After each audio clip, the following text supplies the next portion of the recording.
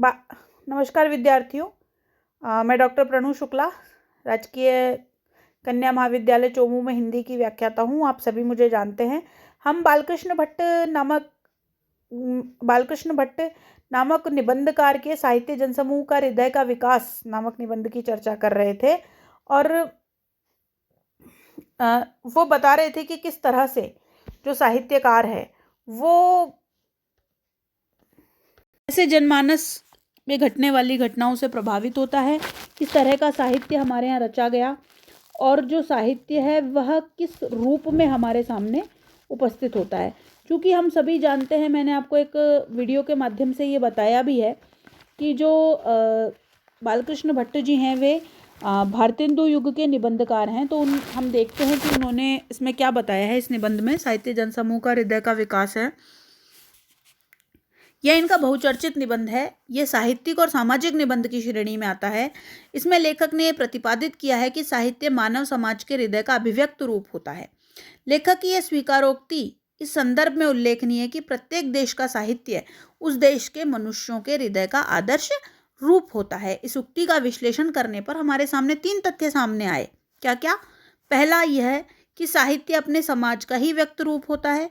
दूसरा यह कि साहित्य में मानवीय समुदाय की हृदयगत अनुभूतियों की व्यंजना होती है। और तीसरा यह कि प्रत्येक देश का साहित्य अपने समय, अपने परिवेश और अपने जीवन का व्यक्त रूप होता है। साहित्य अपने समय से कटकर नहीं जी सकता। इन 3 बिंदुओं को भट्ट जी ने समूचे निबंध में बड़ी स्पष्टता के साथ विवेचित किया है। देखिए कैसे। अच्छा, आर्यों के साहित्य का विवेचन करने के पश्चात उन्होंने उपनिषद साहित्य का भी विवेचन इसमें किया है। देखिए, उन्होंने वेदों के समय के साहित्य को इस विवेचन में पहला स्थान दिया है। देखिए कैसे। उन्होंने कहा कि जो आर्यों की शैशवावस्था की जो रचनाएं थी वे वेद थे। तो वे कहते हैं कि हमारे पुराने आर्यों का साहित्य वेद है। उस समय आर्यों की शैशवावस्था थी। बालकों के समान जिनका भाव, भोलापन, उदार भाव, निष्कपट व्यवहार वेदों के साहित्य को एक विलक्षण तथा पवित्र माधुर्य प्रदान करते हैं। वेद जिन महापुरुषों के हृदय का विकास था, वे लोग मनु और याज्ञवल्क्य के समान समाज के आंतरिक भेद, वर्ग विभेद आदि के झगड़ों में पड़कर समाज की उन्नति या अवनति की तरह तरह की चिंता में नहीं पड़े थे। कणाद या कपिल के समान अपने अपने शास्त्र के मूलभूत बीज सूत्रों को आगे कर प्राकृतिक पदार्थों के तत्वों की छान में दिन रात नहीं डूबे थे। नहीं कालिदास, भवभूति, श्रीहर्ष आदि कवियों के संप्रदाय के अनुसार वे लोग कामिनी के विभ्रम विलास और लावण्य लीला की लहरी में गोता मार मार कर प्रमत्त हुए थे। जो वेद लिखे गए वो सब साधारणतया लिखे गए। हम सभी जानते हैं, जब ये कह रहे हैं कि वेद जो है वो आर्यों की शैशवावस्था की रचना थे, तो ना तो याज्ञवल्क और मनु के समान इन्होंने समाज का भेद किया, ना कालिदास, भवभूति, श्रीहर्ष के समान ये रचनाओं में डूबे रहे, कणाद और कपिल के समान इन्होंने शास्त्र के सूक्त भी नहीं दिए। प्रातःकाल उदयोन्मुख सूर्य की प्रतिभा को देखकर उनके सीधे साधे चित्त ने बिना कुछ विशेष छानबीन किए इसे अज्ञात और अजेय शक्ति समझ लिया। इसके द्वारा वे अनेक प्रकार का लाभ देखकर कानन स्थित विहंग कूजन समान कलकल रव से प्रकृति की प्रभात व्यंजना का सामगान गाने लगे, है ना। अनेक प्रकार के लाभ देखे इन्होंने सोचा कि सूर्य उदित हो रहा है, समय पर सूर्य उदित हो जाता है, तो सूर्य एक शक्ति है, तो इन्होंने सूर्य स्तोत्र लिख दिया। इनको ये लगा कि अग्नि से हम काफ़ी कुछ पका के खाने लगते हैं, अग्नि से जल जाते हैं, अग्नि सब चीज़ को रोशनी देने में भी प्रमुख है, तो इन्होंने अग्नि पर एक सूक्त लिख दिया। इसके द्वारा वे अनेक प्रकार का लाभ देख कानन स्थित विहंग कूजन समान कलकल रव से प्रकृति की प्रभात का वंदना का साम गाने लगे। जल भार नथ श्यामला का मेघमाला का नवीन सौंदर्य देख पुलकित गात्र माने शरीर, कृतज्ञता सूचक उपहार की भांति स्तोत्र का पाठ करने लगे। वायु जब प्रबल वेग से बहने लगी तो उसे भी ईश्वरीय शक्ति समझकर उसके शांत करने को वायु की स्तुति करने लगे। वे सब ही ऋक और साम की पावन ऋचाएं हो गईं, है ना।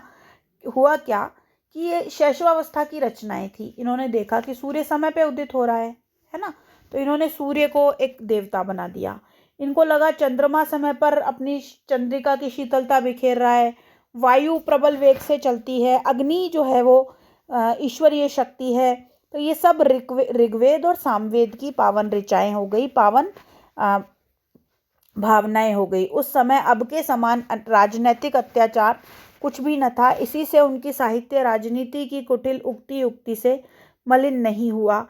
नए आए हुए आर्यों की नूतन ग्रथित समाज के संस्थापन में सब तरह की अपूर्णता थी सही, पर सबका निर्वाह अच्छी तरह हो जाता था।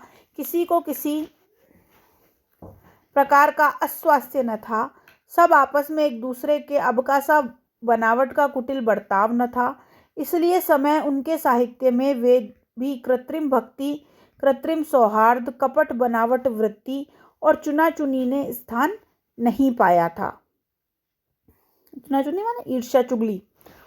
उस समय आर्यों का धर्म अब के समान गल घोटने वाला न था।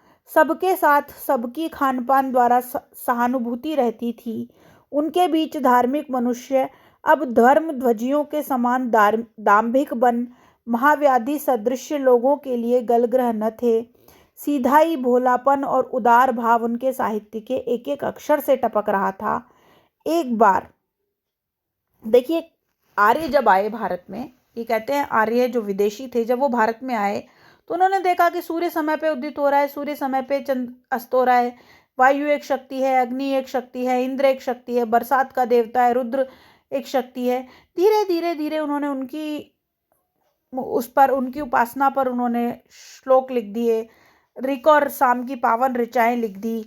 उनके यहाँ अपूर्णता नहीं थी, समाज आराम से चल रहा था, किसी तरह का ढोंग। जिस तरह से आज व्यक्ति भौतिकवादी लिप्सा में अतिशय जो है लिप्त होकर के, अतिशय भौतिकवादी लिप्सा में लिप्त होकर के जा रहा है, अतिशय भौतिकवादी लिप्सा में वो अतिशय भौतिकवादी लिप्सा में जो है वो डूबा जा रहा है। तो आर्य ऐसे नहीं थे। आर्य भोले थे, सीधाई थी, तो उदार भाव। तो जैसे जैसे उनका जो भावना थी, उनकी जो भावना थी, उनके साहित्य में एक एक अक्षर से टपक रही है, एक एक अक्षर में वो चीज़ आ रही है। एक बार महात्मा ईसा ने एक सुकुमार मती बालक को अपने गोद में बिठाकर शिष्यों की ओर इशारा करके बोले कि कोई जो छोटे बालकों के समान भोला न बने, उनका स्वर्ग के राज्य में कुछ अधिकार नहीं है। हम भी कहते हैं, जो सुकुमार चित्त वेदभाषी नारियों की तरह पद पद में ईश्वर का भय रखकर प्राकृतिक पदार्थों के सौंदर्य पर मोहित हो, बालकों की समान सरलमती न हो, उसका स्वर्ग के राज्य में प्रवेश करना अति दुष्कर है। अर्थात आर्य जो थे वो भोले थे। उन्होंने प्रकृति का निर्माण उस रूप में किया जिस रूप में भोलापन चल रहा था। इन्हीं प्राकृतिक पदार्थों का अनुशीलन करते करते इन आर्यों को ईश्वर के विषय में जो जो भाव उदय हुए, वे एक प्रकार से नए साहित्य उपनिषद। अब ये बता रहे हैं कि साहित्य का विकास कैसे हुआ। सबसे पहले आर्य आए, आर्यों ने साहित्य का विकास किया। आर्य बाहर से आए थे, उन्होंने पद पद पर ईश्वर की स्वीकारोक्ति दी कि हाँ, अग्नि यदि किसी चीज को पकाती है तो वह भी ईश्वर है, इंद्र यदि बारिश बरसाता है तो वह भी ईश्वर है। धीरे धीरे धीरे धीरे उनका स्वभाव भोला था, वो किसी के छल कपट इत्यादि से दूर थे, और धीरे धीरे वे ईश्वर के यहाँ जाकर के उसका जो है वो निर्माण करने लगे। ईश्वर के पास जाके वो ईश्वर के पद पद का जो भय रख रहे थे, उसका वो प्राकृतिक पदार्थों का सौंदर्य का चित्रण करने लगे, और धीरे धीरे वो उसी हिसाब से साम और ऋग्वेद की पावन ऋचाओं का गायन